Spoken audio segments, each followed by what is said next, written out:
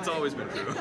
That's funny. How's it going, everybody? Great. How you guys doing? Good. So can you tell us more about this really intriguing, like, extra episodes thing? Because there's been some talk online. And, Yes. Yeah. So the extra episodes really came from, we had this 18-episode arc that we were always planning, and then we found out that we had 4 more episodes. And they were awesome about it because they basically, like, they're shows that have to, you know, sort of like stick a bunch of episodes in the middle.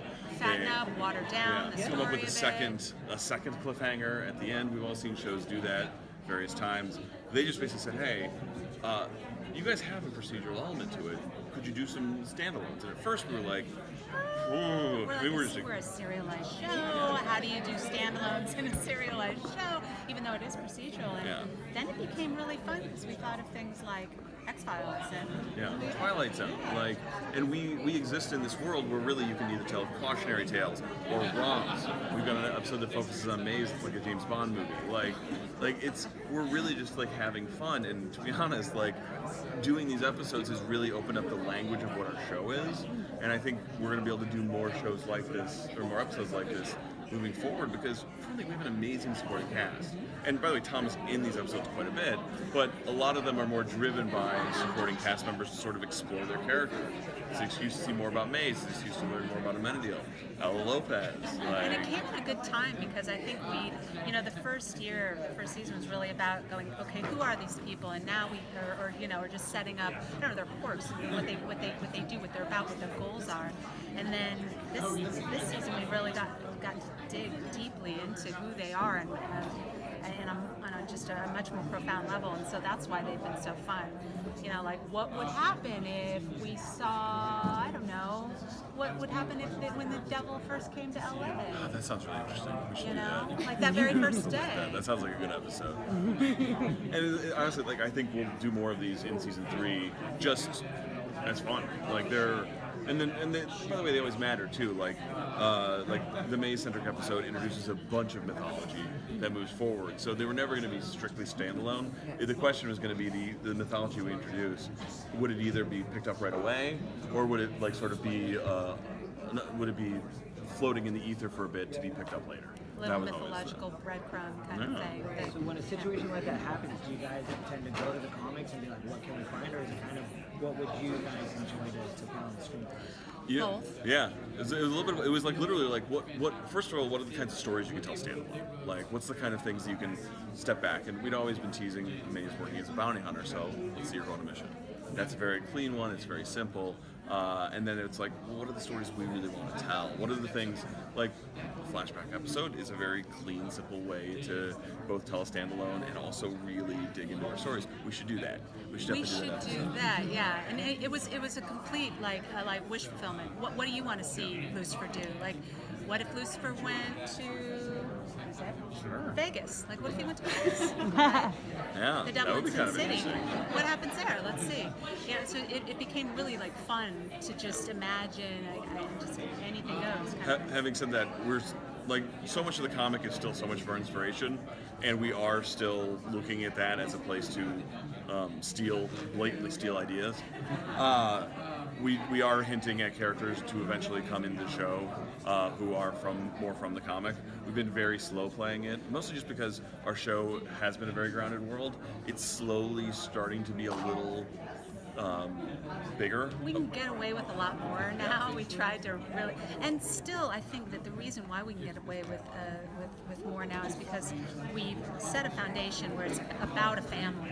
It's about a dysfunctional family, and that's something we can all relate to. So building on crazy things like, oh, I don't know, I keep my wings in a trunk with some Russian dolls. Not that weird. Yeah, not that weird. Yeah. So what I'm trying to say is Centaur People season 5. Definitely Your guys' interpretation of hell, when you showed it, was far more Great Divorce than Dante's Divine Comedy. Yes. Yeah. Oh, I love where your brain's at. Yeah. Thank you. Yeah. Are you going to be, since art tended to imitate or art influence theology with hell with Dante in the Inferno, and you guys use the divorce, how are you guys going to look to influence heaven with your version of That is a good question. It's funny, we haven't figured out exactly how we're going to depict heaven. I guess that's a spoiler that we don't exactly know. I can say this though, that so much of what hell is, and when we explore religion, it's all about the individual. So hell is what we make it, what we torture ourselves with. It's whatever we feel the most guilty about. That's our punishment. And so I think it would probably work the same way in heaven. What is your euphoric? What is your happiest place? Yeah, and I think that's the question that we look forward to exploring at some point, because it's a funny thing of like, because what I love about our hell is that idea that you make your own, which I think is just that's us, that's humanity, that's our metaphor, that's so much what we live. And how do you make your own heaven, or does it operate at a different rule because it is a different plane? That's like literally one of the things that was probably on our list of things to play with and try to figure out. Yeah. What can you tease us about Father? Timothy's coming in. Tim Amundsen? Tim he's so Amundsen. great on Well- Gallivant, so he's very comedic there. Is he God though? His name is God Johnson. His name is God Johnson.